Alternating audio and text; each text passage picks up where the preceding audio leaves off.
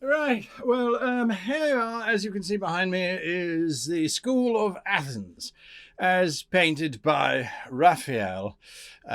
Yes, the third one who used the size. And I think he had a red bandana?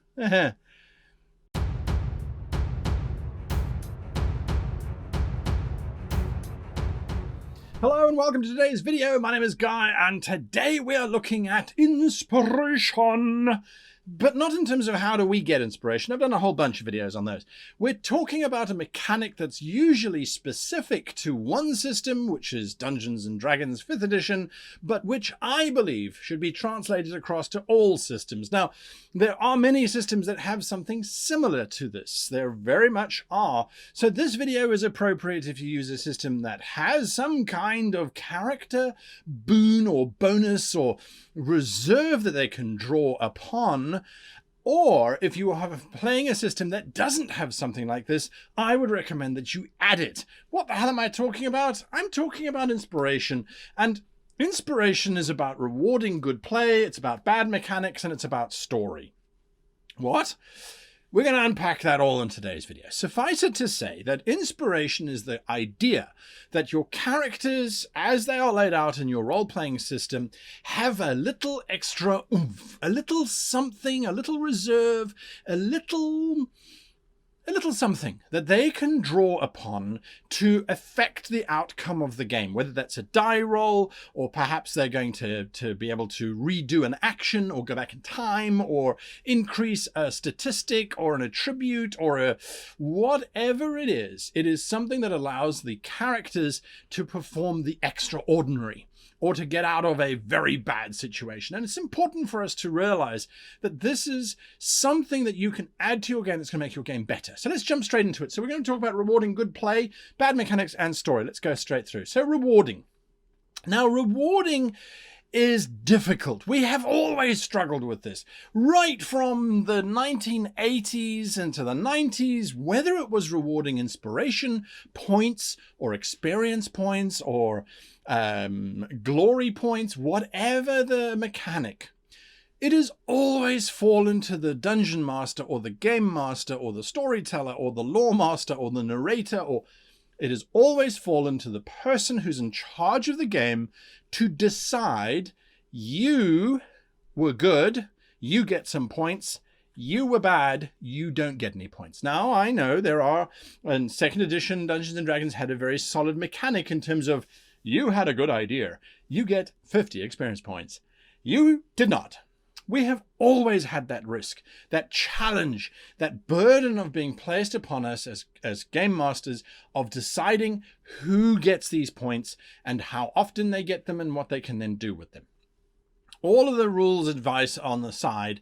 What do you do when you have a player who just doesn't come up with good ideas because they're enjoying the story, or who is just not as mentally agile as some of the other players? So they might have had a good idea, but the other players got there first.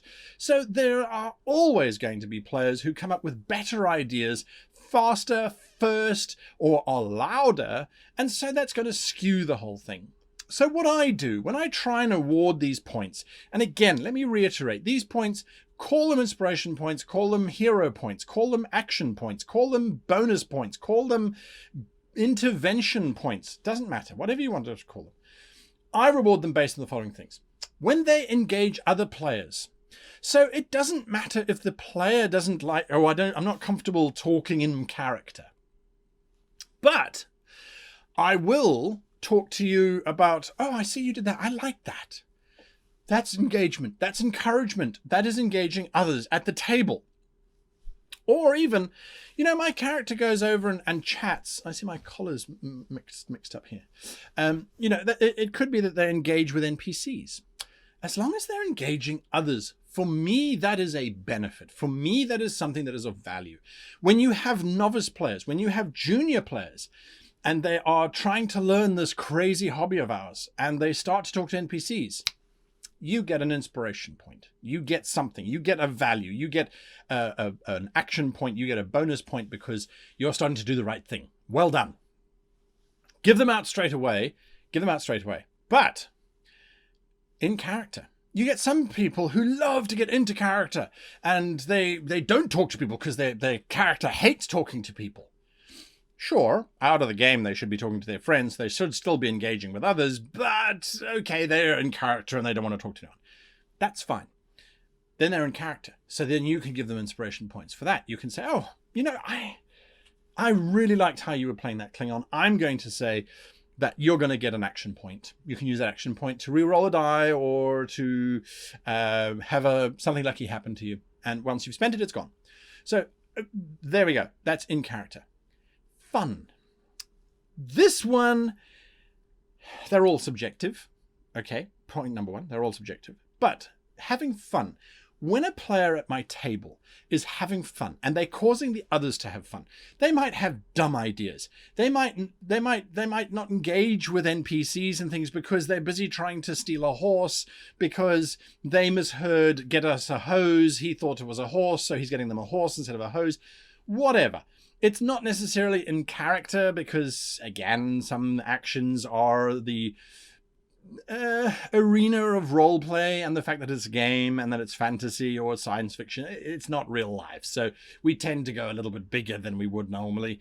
If they are introducing fun, if people are laughing and going, oh my goodness, what are you doing again? I mean, then that is something that is of value. That is something that is contributing, so that gets rewarded. Oh man, we're all laughing. That's brilliant. That's brilliant. You get an inspiration. You get inspiration. You get inspiration. Everybody gets inspiration. No. Give inspiration when you feel it's warranted. I am guilty of forgetting to do it on a regular basis. I really do. I go, oh, that was good. Oh, I should have given them an inspiration point. Oh, I should have given them an inspiration point. I should have given them an inspiration point. I forget. And my players know, especially people who play with me on a regular basis. They know that. So that's why we're going to talk about it a little bit later on. However, let's talk about bad mechanics first. Bad mechanics, in my opinion, are old school mechanics where there was a rigidity to the way in which these kinds of points were awarded. Whether it's an action point or a bonus point or whatever you want to call it. When it comes to points, it's like, okay, you have achieved this, you have achieved this, you have achieved this, you have achieved that. Right, 10 tick boxes. There we go, you get a point. What it does is it allows players who are gaming the system to go, oh, if I do this and this and that, I get a point. Okay, cool. My character does this, this, and that. It doesn't work. It really doesn't work very well, for me anyway, because now, yes, you're playing a game and you are complying with the rules, so you will get your point. But is that the nature? Is that the real intention of inspiration points, of action points, of intervention points, of divine points? Is that the real intention of those points? To be a mechanical device that players can just get? It leads us to a non-narrative solution. Oh, no, I go to talk to the NPCs.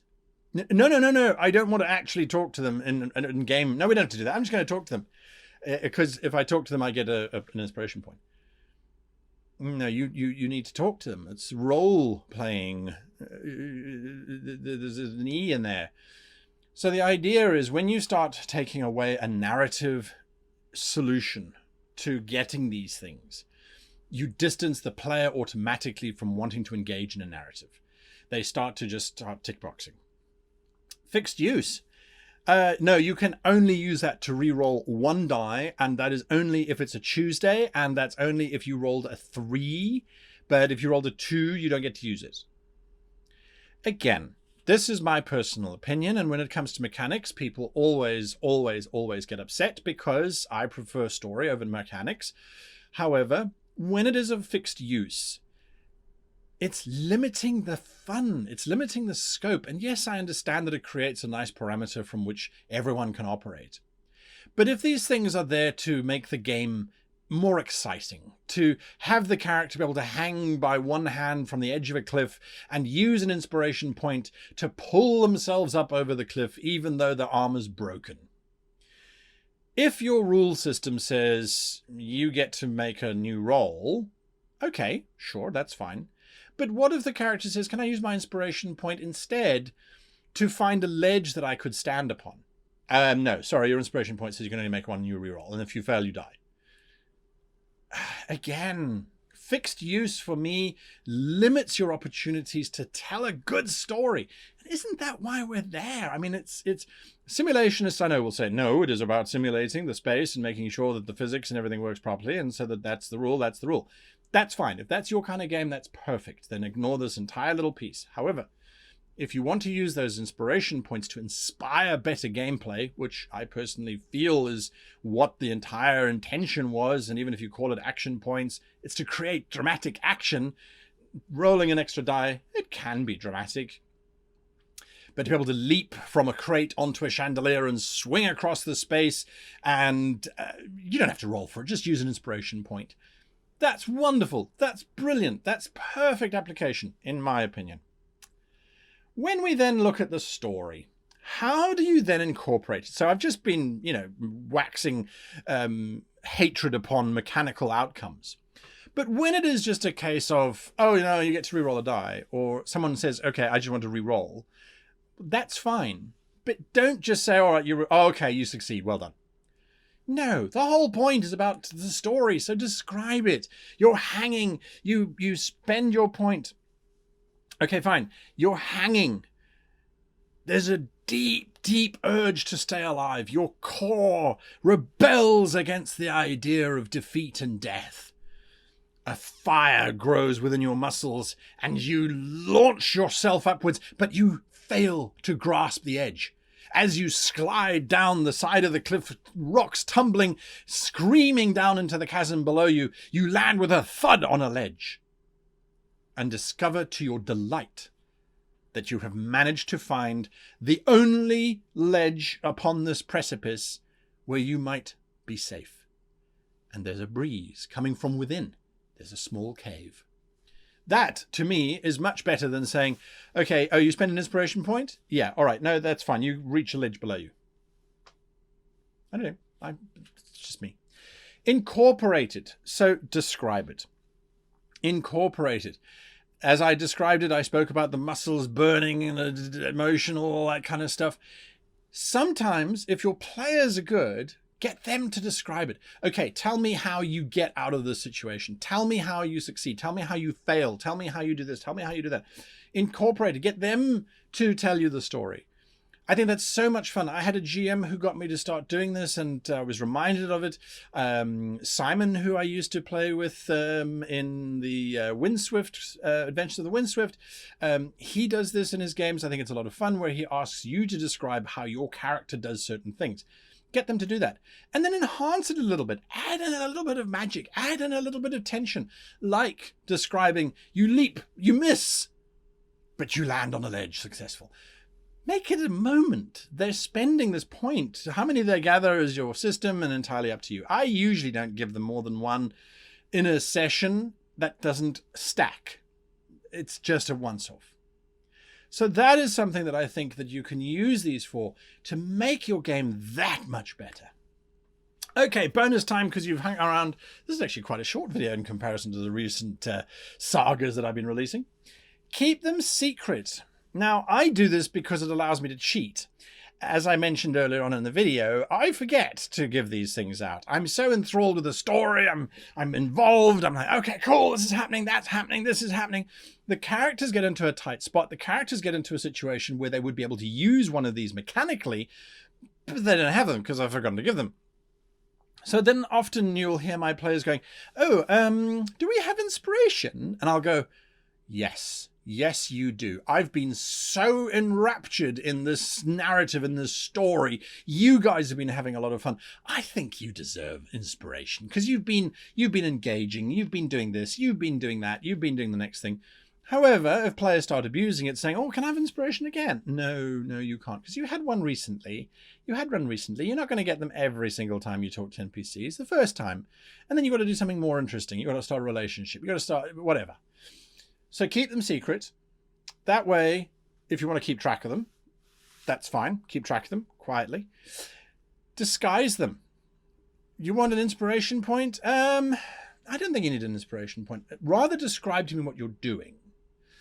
So in your head, whatever they say, you're going to go, yeah, I think that works. Well, not whatever. I mean, if it's stupid, if it's ridiculous, then sure, stop them and say, okay, well, let's tweak that. But let the player describe how they're trying to solve it and then tweak it. Disguise them as something else. Let them work their magic and then build a story around it. Don't use them as a point-based system. That's my final piece of advice. The moment they become a point-based system, oh, I've got 12 action points I can spend. I'm brilliant. I'm untouchable. It becomes a major disruptor when the characters feel like they're immortal because they have these get out of free jail cards. Get out of jail free cards. Don't let this bog down your game by creating a monster which causes everybody to then have these things that allow them to just get out. Don't. Limit their use. Like I said, I generally speaking will go with 1 inspiration in a game, maybe in a session, if you're lucky. Otherwise, generally speaking, it will be held in reserve until the character is in a very precarious situation, in which case then I might say, well, you've got an inspiration if you really want to use it. You want to use it here. Sometimes players just burn them for no reason whatsoever. You have to be aware that they're going to do that too. So that's inspiration and how to use it, how to use these points, these God points, if you like, how to use them in your game to make your games better, more entertaining, and more thrilling. If you like the video, hit the like button. Of course, if you want to see more, hit that subscribe button. And the Goblin Bell is there to remind you of new videos that come out almost every single day on this channel. Anyway, until next time, I wish you and yours the very happiest of gaming.